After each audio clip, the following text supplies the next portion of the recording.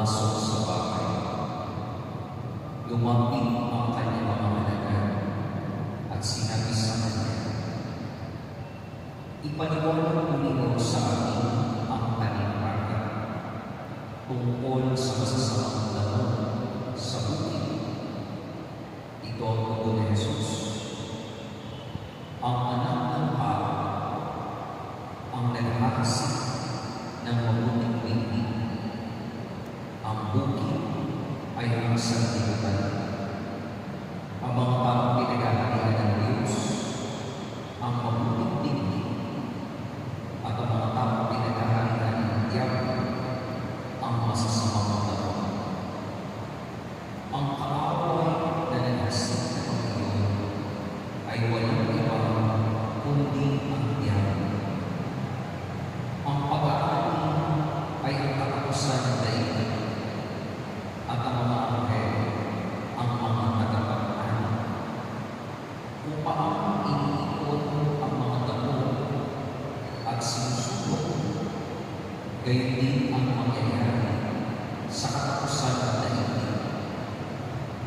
Susubuin ng anak ng tao ang kanyang mga anghel, at iikunin nila mula sa kanyang pinagaharian ang lahat na nagiging sanhi ng pagkakasala at ang lahat na gumagawa ng masama, at ihahagis sa malinas na ulo.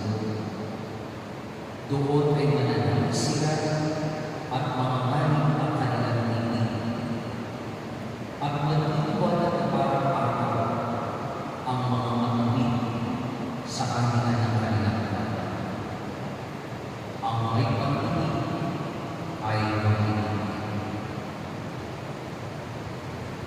Mamalig ang mabuting balita ng kaligtasan. Pinupuri ka namin, Panginoong Jesucristo.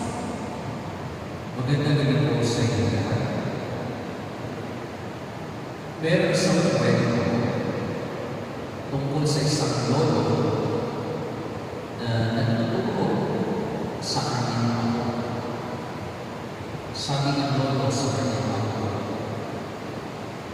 "Ako, sa loob ng bawat tao ay may dalawang animal na nagdalaman. Ang isa ay mabuti, ito yung mapagmahal, mapagmababa, tapat, mapagpapakal. Ang isa naman ay masama, ito yung mapagmataas, maingit, mapanin, makasarili." Tinanong ngayon ng ako yung kanyang lolo. Sabi ng ako, "Lolo, sino po ang nananalo sa dalawang animal na ito nagdalaman?" Sumagot niya yung lolo, "Kung alin palagi ang pinapakain, yun ang nananalo." Mamalig ito yung mensahe ng Ebanghelyo.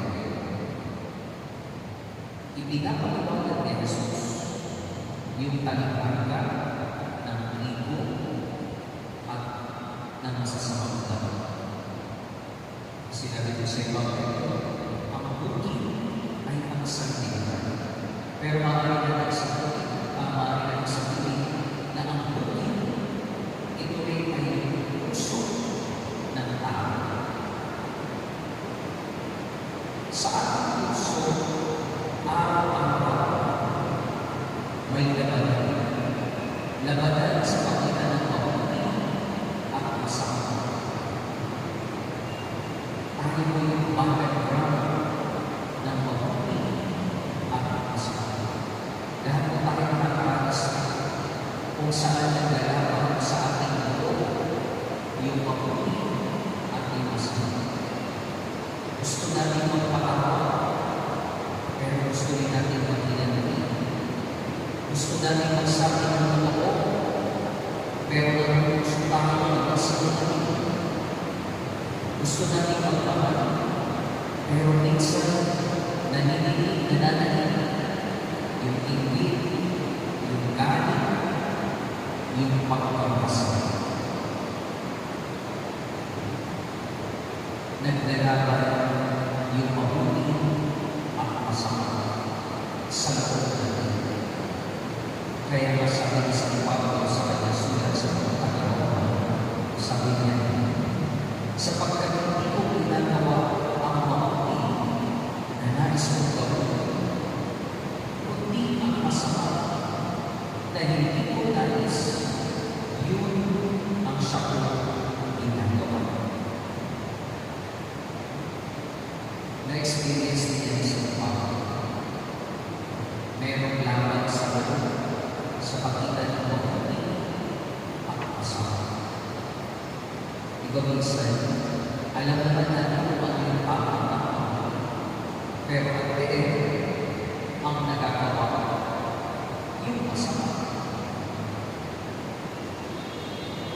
Depende nga kung anong pinapakain. Yung mabuti ba o yung masama?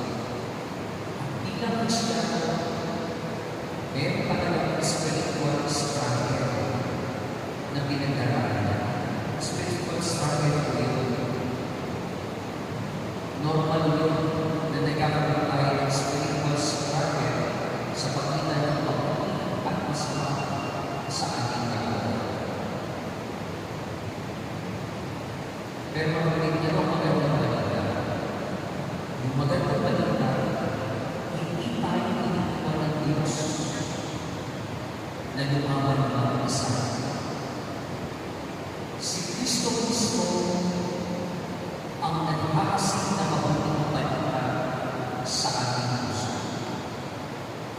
Sa pamamagitan ng kanyang salita, sa pamamagitan ng banal na Eucharistia, sa pamamagitan ng panalangin at biyaya ng Espiritu Santo, binibigyan tayo ng lakas ng Diyos para manalig sa atin yung kapatiran.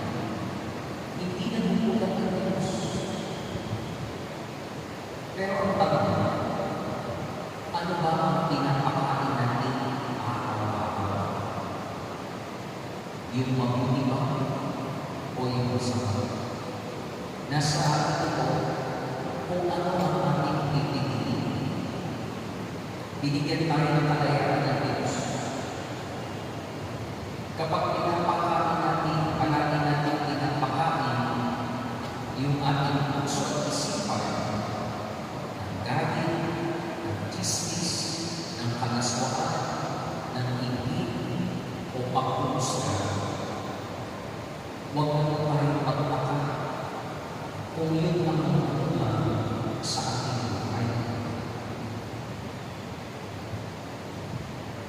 Ngunit kung araw-araw natin pinapakain yung ating kaluluwa ng salita ng Diyos, ng panalangin, ng sakramento, ng paggawa ng kapatiran, unti-unti, lalago yung bunga ng kapanalan sa atin. May kagayaan tayo. Nasa ating ang gawin kung ano ang ating pinipili. Napakaganda ko ng paalala ng Hallelujah verse before the gospel. Sabi ko, salita ng Diyos ang dugo na tanim ni Jesucristo upang tumubo sa tao. Ang salita ng Diyos ang dugo na tanim ni Jesucristo upang tumubo sa tao. Mabalit ang salita ng Diyos, yan ay parang bigli. Ngunit ang bigli, hindi naman agad ang ulan. Ano kailangan para mamunga ang bigli? Siyempre, kailangan natin alagaan. Kailangan natin dinigan. Kailangan natin alisin yung mga tabo na sumasakit dito. Ganito din mo sa kabanalan. Yung kabanalan, hindi yan mangyayari sa araw lang. pagbabago ng tao, hindi yan mangyayari overnight. Unti-unti lumalago yung kabanalan sa bawat panalangin, sa bawat pagtanggi sa puso, sa bawat pagpapakot, sa bawat tapat na trabaho, sa bawat pagtulong sa nangangailangan, sa bawat pagkakataon, pinipili natin sundin ng Diyos kaysa sa ating sariling kagustuhan. Doon muna ang pamahalaan. Maraming hindi ba ko iniisip, Father, napakarami kong kahinaan. Paano ko magiging panan?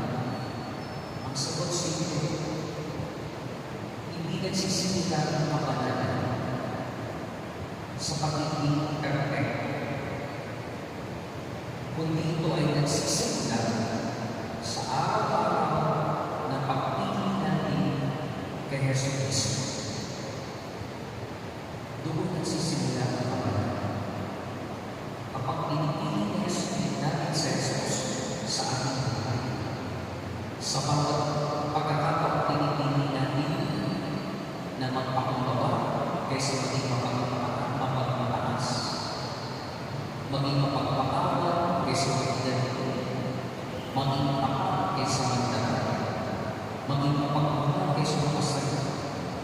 Kapag ito ang gagawin natin, unti-unti namamatay yung damo ng kasalanan at ang lumalang sa atin ay libo ng kapanalan. Bakit na mahamon sa atin na dapat mamuha ang kapanalan?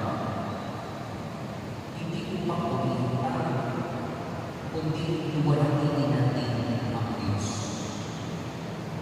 Yun ang dahilan kung bakit kailangan natin pagsumikapan maging banal. Hindi para mapumili tayo, kundi para iwalangin natin ang Diyos. Sabi ni Jesus sa ibang bahagi ng Ebanghelyo,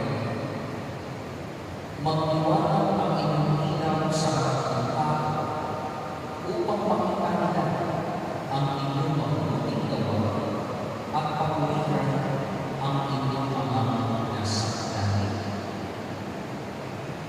Ang ibig sabihin, nagpapakabuli tayo para iwalangin ang Diyos. Kapag papakabuli sa empleyado, nililuwalhati niya ang Diyos. Kapag papakabuli ang isang asawa, nililuwalhati niya ang Diyos.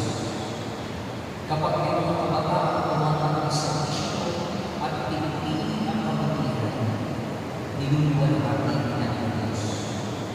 Kapag may nagsilapat ang pamahay, kahit mahirap ang buhay, at nakikita ng mundo ang buhay ng Kristo, dahil sa kanyang pagmamahal, nililuwalhati niya ang Diyos. Sa huli sinabi ni Jesus, magliliwanag na pag-araw ang mga matuloy sa kaharian ng kanilang buhay. Ito po ang destination natin. Hindi tayo inikha ng Diyos para maging gamot na susunodin natin. Tayo po ay inikha ng Diyos para maging trigo na aanin ng Diyos at pamumuhay kasama niya ang pakailanman. Mga kapatid, araw-araw mayroong labanan na nangyayari sa ating puso. Hindi natin mapipili ang puso. Ngunit maaari natin piliin kung sino ang susundin natin. Sa tulong ng biyaya ng Diyos, piliin natin pakainin ang kabutihan.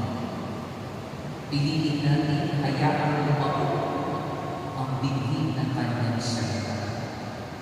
Piliin natin pamuno ang kapanalan. At kapag dumating ang araw ng pag-aari, naway maring